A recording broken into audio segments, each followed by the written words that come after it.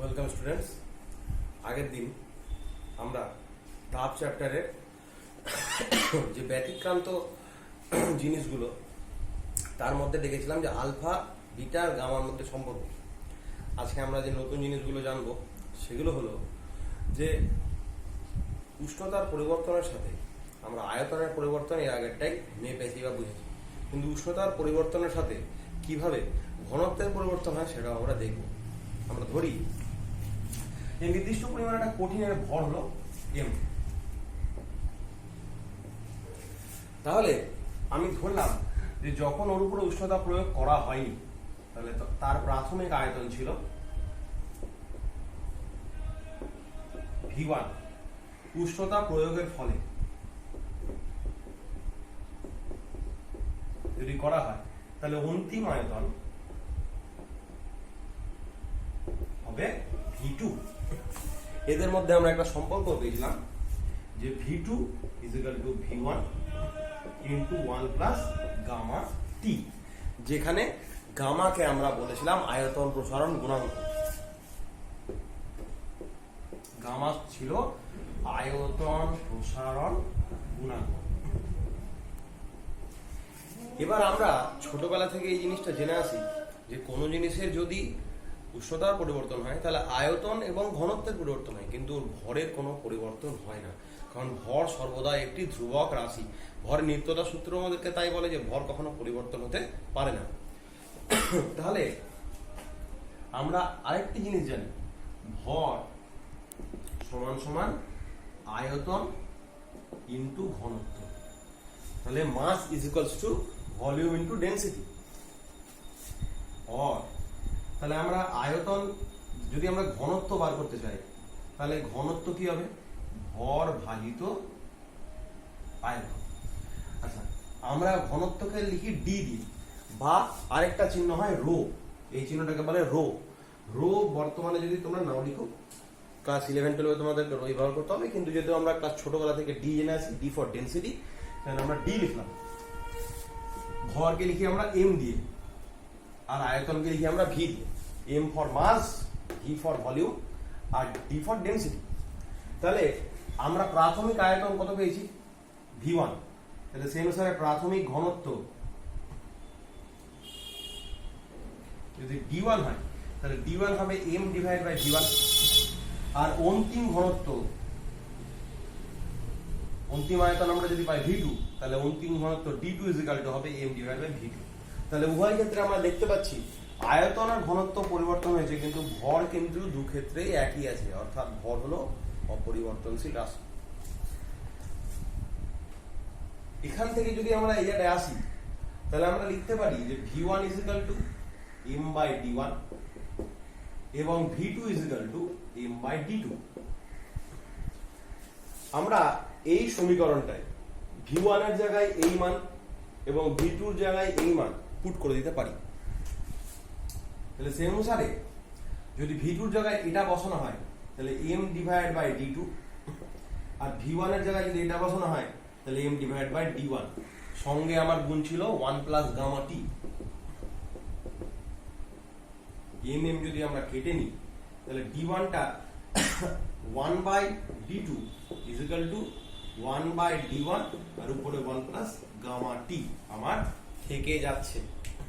তাহলে সেই অনুসারে যদি আমরা এটাকে উল্টে নিই তাহলে D2 = D1, আর 1 + গামা T টা উপরে ছিল তাহলে ওর পাওয়ার ছিল +1, কিন্তু উল্টে দিলে ওর পাওয়ার হয়ে যাবে -1। আর একবার ব্যাপারটা বলি, D1 নিচে ছিল ওপরে গেল, D2 নিচে ছিল ওপরে গেল, 1 + গামা T ওপরে ছিল তাহলে আসবে নিচে। যদি আমি নিচে 1/x লিখি তাহলে একে যদি আমি উপরে উঠিয়ে লিখতে চাই তাহলে x এর মাথায় হয়ে যাবে -1, যাকে আমরা বলে থাকি ইনভার্স। তাহলে 1 + গামা T টা যদি নিচ থেকে উপরে উঠে তাহলে মাথায় হয়ে গেল ইনভার্স বা -1।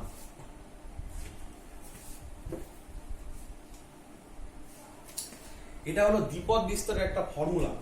বলছে 1 + x টু দি পাওয়ার -1 = হয় 1 - x + x² / 2 - x³ / 3 + x⁴/4। এইভাবে চলতে থাকে যত দূর অবধি ওটাকে এক্সপ্যান্ড বা বর্ধিত করা যায়। এটা তোমরা গণিতে বা অঙ্কে যখন পড়বে তখন তোমরা জেনে যাবে যে এটি হলো দ্বিপদ বিস্তারের একটি ফর্মুলা। তাহলে দেখো, যদি 1 এর জায়গায় 1 এটাকে ধরি আর x এর জায়গায় গামা টি ধরি, তাহলে আমরা এই ফর্মুলার জায়গায় x যেখানে যেখানে আছে সেখানে গামা টি কে বসাতে পারবো। তাহলে সেই অনুসারে পরের লাইনে d2 = d1, 1 x এর জায়গায় বসবে গামা টি, তাহলে 1 minus gamma t minus plus gamma square t square by 2 and so on, এভাবে চলতে থাকবে। কথাটা হলো, আমি আগের দিন যখন পড়াচ্ছিলাম আমরা বলেছিলাম যে আলফা বিটা গামা এদের মান খুব ছোট হয়।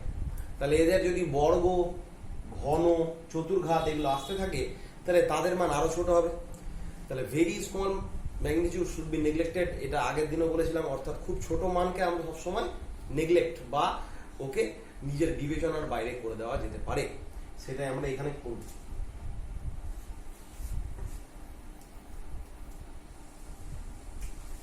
তাহলে d2 = আমরা লিখতে পারি d1 × 1 মাইনাস গামা টি। উপরের পদগুলোকে আমরা নেগলেক্ট করে দিলাম। তাহলে এই সমীকরণটি আমরা পেলাম ঘনত্বের সাপেক্ষে।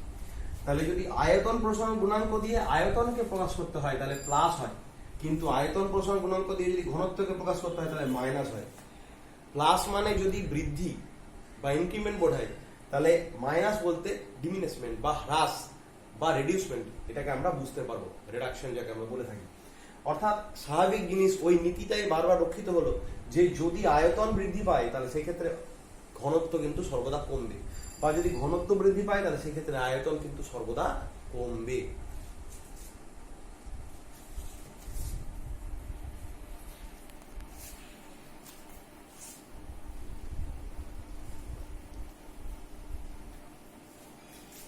ক্লাস 9-এ পড়তে আমরা পীড়ন এবং বিকৃতি সম্বন্ধে জেনেছিলাম। আমরা জেনেছিলাম যে কোন বস্তুর পীড়ন বিকৃতির সম্পর্ক কি হয় ইয়ং মডুলাস দিয়ে। একটা বস্তুর দৈর্ঘ্য ছিল বড় হাতের এল, আমি ওর দৈর্ঘ্যকে জোর করে টেনে বাড়ালাম, আরো কতটা বৃদ্ধি করলাম, ছোট হাতের এল। তাহলে ঐকিক নিয়ম অনুসারে যদি বলি বড় হাতের এল দৈর্ঘ্যের বৃদ্ধি ঘটে ছোট হাতের এল, বড় হাতের এল দৈর্ঘ্যের বৃদ্ধি ঘটে ছোট হাতের এল। তাহলে একক দৈর্ঘ্যের বৃদ্ধি ঘটবে ঐকিক নিয়ম অনুসারে ছোট হাতের এল বা বড় হাতের এল। এটাকে বলা হয় অনুদৈর্ঘ্য বিকৃতি।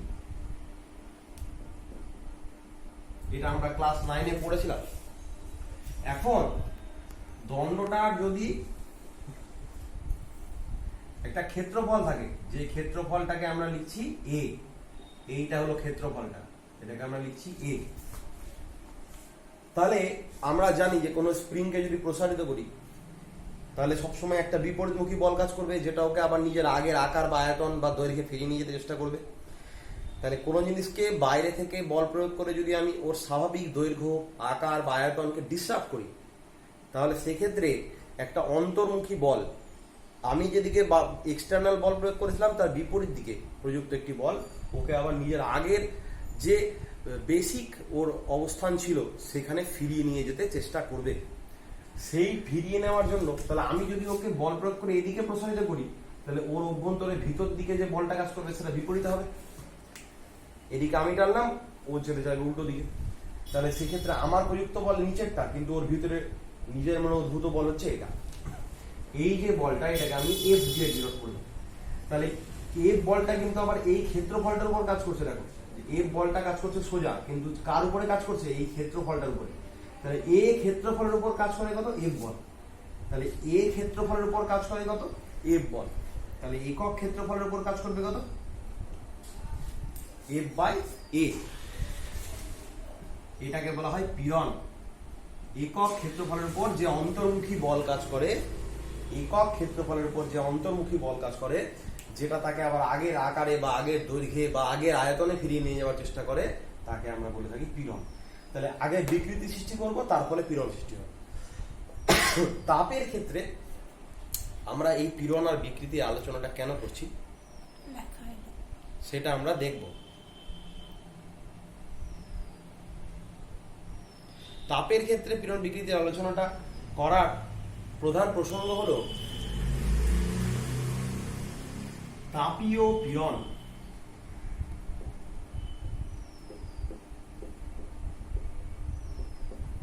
Thermal strain.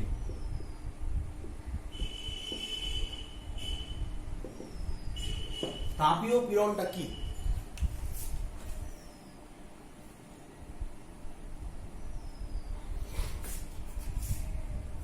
তাপীয় পীড়নটা কি সেটা আমরা একটু ভালো করে জানি। দুদিকে দুটো দেওয়াল আছে, তার মধ্যে আমরা একটা ধাতব রডকে, লোহা আমার যে কোনো জিনিস হতে পারে, দুদিকে সিল করে আটকে দিলাম, মানে রডটার এদিকটাও বন্ধ ওদিকটাও বন্ধ, সিট দুটো পাঁচিলের মধ্যে। এরপরে যদি আমরা রডটাকে তলা থেকে তাপ দিয়ে গরম করি, প্রচুর পরিমাণে তাপ দিয়ে যাচ্ছে, তাহলে আমরা জানি যে ধাতব পদার্থ তাপের প্রতি সংবেদনশীল, তাপ পেলে সেটি প্রসারিত হতে চায়। এই রডটাও ধাতব, তাপ দিলে বা তলা থেকে আগুন দিলে তাহলে এও প্রসারিত হতে চাইবে, তাহলে প্রসারিত হয়ে দুদিকে বাড়ার চেষ্টা করবে। কিন্তু আমরা তো ওর দুদিক জ্যাম করে দিয়েছি বা সিল করে দিয়েছি, তাহলে তাপের জন্য প্রসারিত হতে চাইছে, কিন্তু দুদিক সিল থাকার জন্য ওই প্রসারণটা দুদিক থেকে বাধা প্রাপ্ত হচ্ছে বা অবস্ট্রাগল হচ্ছে, তাহলে ও দুদিকে এক্সপ্যান্ড করতে গিয়েও পারছে না। তখন ওর ভিতরে একটা প্রবল পরিমাণ ইন্টারনাল ফোর্সের উদ্ভব হবে, কারণ তাপ বলছে প্রসারিত হতে, কিন্তু অবস্ট্রাগলটা বা বাধাটা যেটা আমি দিয়ে রেখেছি সেটাকে প্রসারিত হতে বাধা দিচ্ছে। এর ফলে অভ্যন্তরে যে জোরালো পরিমাণ একটা বল কাজ করে, সেই বলটা তার মানে তাপের জন্য উদ্ভূত বল এদিকে কাজ করবে আর এদিকে কাজ করবে ওকে প্রসারিত করার জন্য, কিন্তু এই দুটো দেওয়াল উল্টো দিকে বল দিয়ে ওকে প্রসারিত হতে দিবে না। বল না দেওয়াটা প্রকৃতপক্ষে ভুল, ওকে প্রসারিত হতে দেওয়ার জায়গা দিবে না। তাহলে এই দুটি বল, এই বলটা এই ক্ষেত্রফলের উপরে আর এই বলটা এই দিকের ক্ষেত্রফলের উপরে ক্রিয়া করবে। আমি একটু আগে বললাম যে ক্ষেত্রফলের উপরে যদি বল কাজ করে তাকে বলা হচ্ছে পীড়ন। তাহলে এই ক্ষেত্রফলের উপর একটা বল, এই ক্ষেত্রফলের একটা বল, যেটা চেষ্টা করবে ওকে প্রসারিত করার, কিন্তু পারবে না, খুব বেশি পরিমাণ বল ওর মধ্যে উদ্ভূত হবে। এই বলটা উদ্ভূত হওয়ার কারণ এই যে তাপ আমি নিচ থেকে দিয়েছি, সেই জন্য এই জিনিসটাকে বলা হয়ে থাকে তাপীয় পীড়ন বা থার্মাল স্ট্রেন। এই তাপীয় পীড়নের ফলে কি হয় সেটা আমি দেখি। আচ্ছা, আমরা ক্লাস 9-এ ইয়ং গুণাঙ্ক পড়েছিলাম, ইয়ংস মডিউলাস। ইয়ংস মডিউলাস ছিল y, ইয়ং গুণাঙ্ক ইজ ইকুয়াল টু পীড়ন মানে স্ট্রেন বাই বিকৃতি মানে স্ট্রেস। দেখো, বিকৃতি মানে আমরা এল বাই এল, ছোট হাতের এল মানে বৃদ্ধিপ্রাপ্ত দৈর্ঘ্য, বড় হাতের এল মানে আমার যে দৈর্ঘ্যটা আগে থেকেই ছিল। এফ হলো আমার উপর প্রযুক্ত বল, এ হলো আমার ক্ষেত্রফল। এইটাই তো পীড়ন, এটাকেই তো আমরা বলছি তাপীয় পীড়ন। তাহলে পরের লাইনে এফ বাই এ কে এক সাইডে রাখবো আর এটাকে আমরা এদিকে গুণ করে দেবো। তাহলে তাপীয় পীড়ন F by A is equal to আমরা লিখতে পারবো ওয়াই ইন্টু, এইটা গিয়ে এখানে গুণ হয়ে যাবে ছোট হাতের এল বাই বড় হাতের এল। ছোট হাতের এলটাকে আমরা বের করতে পারবো, দৈর্ঘ্য প্রসারণ গুণাঙ্কের আমরা ফর্মুলা পড়েছি L1 L2 মানে বৃদ্ধিপ্রাপ্ত দৈর্ঘ্য ইজ ইকুয়াল টু L1 মানে আগের দৈর্ঘ্য প্লাস ব্র্যাকেট হচ্ছে 1 প্লাস আলফা টি। টি হলো যতটা উষ্ণতা আমি বৃদ্ধি করেছি, আর আলফা হচ্ছে আমাদের দৈর্ঘ্য প্রসারণ গুণাঙ্ক, আমরা আগের দিন খুব ভালোভাবে এটা পড়ে এসেছি।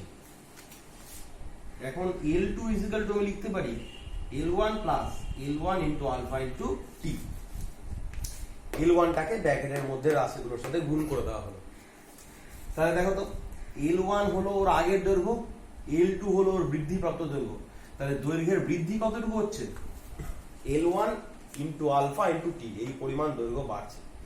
এবার এই ফর্মুলাটাকে যদি আমরা নিজেদের ছবির সাথে তুলনা করি, L ছিল ওর আগের দৈর্ঘ্য তাপ দেওয়ার আগে, তাহলে এটা হবে L1 এর জায়গায় আমি বসাতে পারি L, আর বৃদ্ধিপ্রাপ্ত দৈর্ঘ্য কতটা হচ্ছে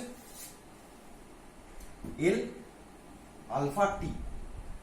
তাহলে বৃদ্ধিপ্রাপ্ত দৈর্ঘ্য L এর জায়গায় আমরা লিখতে পারি আলফা ইন্টু টি, সেটাকে আমরা এখানে বসিয়ে দিতে পারি। y এর জায়গায় y থাকলো, এল এর জায়গায় এল আলফা টি। এই যে বৃদ্ধিপ্রাপ্ত দৈর্ঘ্য ছোট হাতের এল, কিন্তু বৃদ্ধিপ্রাপ্ত দৈর্ঘ্য আমি দেখতে পাচ্ছি এখানে L1 ইন্টু আলফা ইন্টু টি। তাহলে যাই ছোট হাতের এল তাই L1 ইন্টু আলফা ইন্টু টি। ছোট হাতের এর জায়গায় থাকলো, L1 এর জায়গায় আমি মেন দৈর্ঘ্য ধরেছি কত, বড় হাতের এল, তাহলে শুধু L1 এর জায়গায় বড় হাতের এলকে আমি বসিয়ে দিয়েছি, এল ইন্টু আলফা ইন্টু টি। ওই এই ছোট হাতের এল এর জায়গাতে আমি পরের লাইনে এই মানটা বসাবো।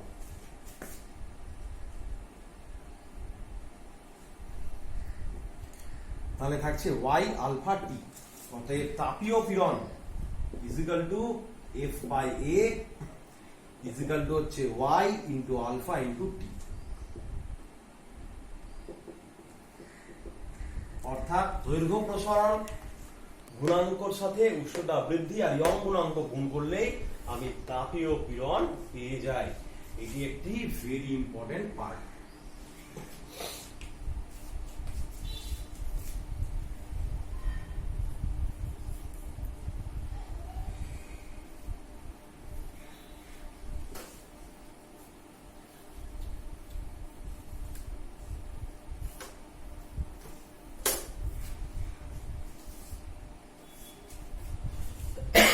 এর পরবর্তীতে আমাদের দৈর্ঘ্য প্রসারণ গুণাঙ্কের যে জিনিসগুলো জানা সেগুলো শেষ হলো। এরপরে আমরা জানবো তরলের প্রসারণ। আচ্ছা, তরলের যে প্রসারণ হলো সেটা কঠিনের প্রসারণ থেকে একটা দিকে আলাদা। কঠিনের দৈর্ঘ্য আছে, ক্ষেত্রফল আছে, আয়তন আছে। সুতরাং আমাদেরকে আলাদাভাবে দৈর্ঘ্য প্রসারণ গুণাঙ্ক, ক্ষেত্র প্রসারণ গুণাঙ্ক, আয়তন প্রসারণ গুণাঙ্ক তিনটেই জানতে হয়েছে। কিন্তু তরলের ক্ষেত্রে দৈর্ঘ্য বা ক্ষেত্রফল এগুলোর কোনো ভ্যালু নাই, অর্থাৎ তার সেগুলো থাকে না। আমরা শুধুমাত্র এক্ষেত্রে আলোচনা করব ভলিউম বা আয়তন নিয়ে, কারণ তরলের কেবলমাত্র আয়তন আছে।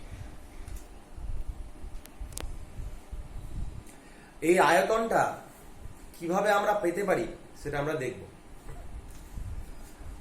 যেহেতু আমরা জানি যে তরলের যে আয়তন সেটা পাত্রের আয়তনের সমান, সুতরাং যে পাত্রে আমরা রাখবো তরলকে, পাত্রটি আয়তন তরল দখল করবে। সুতরাং পাত্রের আয়তন মাপা থাকলে আমরা তরলের আয়তন মেপে নিব। ক্লাস 10 থেকে আমরা পড়ছি যে তরলকে তাপ দিলে তার আয়তন দুভাবে প্রসারিত হয়। একটা তার প্রকৃত প্রসারণ, একটা হলো আপাত প্রসারণ। এটা একটা পাত্র যার প্রাথমিক আয়তন ছিল V1। আমি তার মধ্যে একটা তরল রাখলাম। যদি আমি তরলটাকে সম্পূর্ণরূপে পাত্রে পূর্ণ করে রাখি তাহলে তরলেরও প্রাথমিক আয়তন কত, V1। তাহলে V1 পাত্রের আয়তন, V1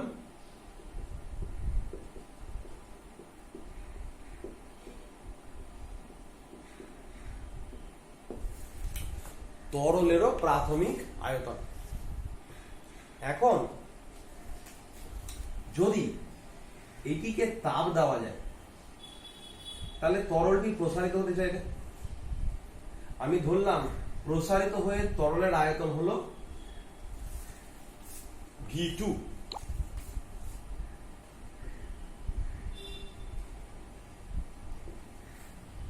আর পাত্রের আয়তন আগে ছিল V1, পাত্রটাও কিছু পরিমাণ প্রসারিত হবে। ধরলাম পাত্র প্রসারিত হয়ে পাত্রের আয়তন হলো V'।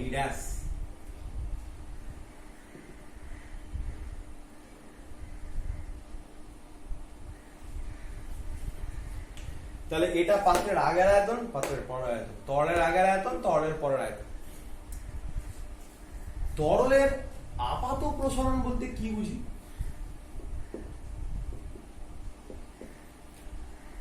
আগে তরলের আয়তন ছিল V1, এখন তরলের আয়তন হয়েছে V2। তাহলে আপাত প্রসারণ ইজ ইকুয়াল টু আমি লিখতে পারি V2 মাইনাস V1। আগে তরল কত ছিল, পরে তরল কত। কিন্তু প্রকৃতপক্ষে এটাকে আপাত বলা হয় অ্যাপারেন্ট, মানে আমরা সাধারণ দৃষ্টিতে এটাকে বুঝতে পারবো। পাত্রের মধ্যে দুধ রেখে ফুটাচ্ছি, দুধটা যখন গরম হবে তখন ওটা এক্সপ্যান্ড হবে, আমরা চোখে দেখতেও পাই। বেশিক্ষণ রেখে দিলে সেটি উঠলে পড়েও যায়। সুতরাং এটা আপাত, যেটাকে আমি দেখতে পাই। কিন্তু যেটা আমি দেখতে পাই না কিন্তু প্রকৃতপক্ষে ঘটে, সেইটাকে যখন আমি ধরবো তখন আমি যে প্রসারণ পাবো সেটা হলো প্রকৃত প্রসারণ। এবার যে জিনিসটাকে দেখতে পাই না সেটা কি? ঠিকই আছে। এখন যেটাকে দেখতে পাই না সেটা হলো পাত্রের প্রসারণ। পাত্র আগে ছিল V1 কিন্তু পরে হয়েছে V'। তরল বা গ্যাসের অণুর আন্তরাণবিক আকর্ষণ বল খুব কম হয়, এরা খুব সহজে প্রসারিত হয়, সুতরাং এদের প্রসারণকে আমরা দেখতে পাই বা এদের প্রসারণটা অবজার্ভ করা যায়। কিন্তু কঠিনের প্রসারণ খুব অল্প হয়, সেই জন্য তাকে অবজার্ভ করাটা খুব চাপ।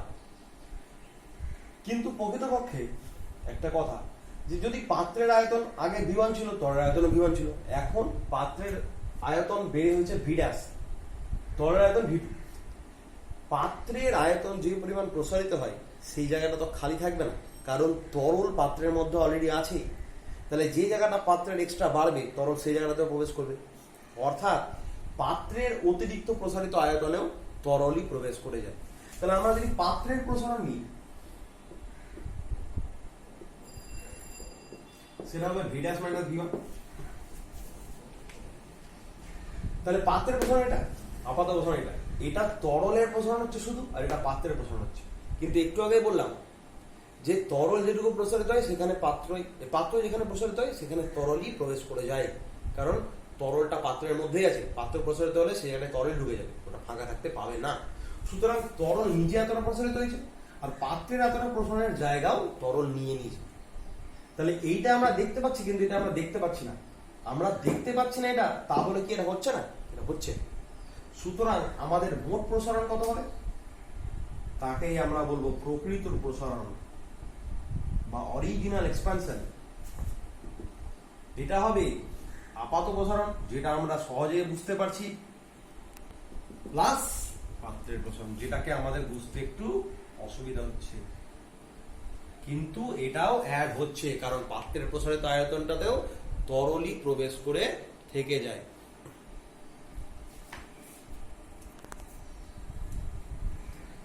আচ্ছা, এরপরে আমরা এই জিনিসটা দেখব। আমরা যদি সম্পর্কগুলো লিখি, আপাত প্রসারণ কি লিখতে পারি? প্রকৃত প্রসারণের জায়গায় আমরা লিখতে পারি V2 plus V' minus V1, কারণ মোট প্রসারণ হচ্ছে V' plus V2 minus V1। আর পাত্রের প্রসারণের জায়গায় আমরা লিখতে পারি V' মাইনাস V1। কথাটা বোঝা গেল? এইটার নাম আমরা V3 দিয়ে দিতে পারি প্রকৃতপক্ষে। বাহির পানে চোখ মেলেছি বাহির, সেই অনুসারে V3 minus V1 is equal two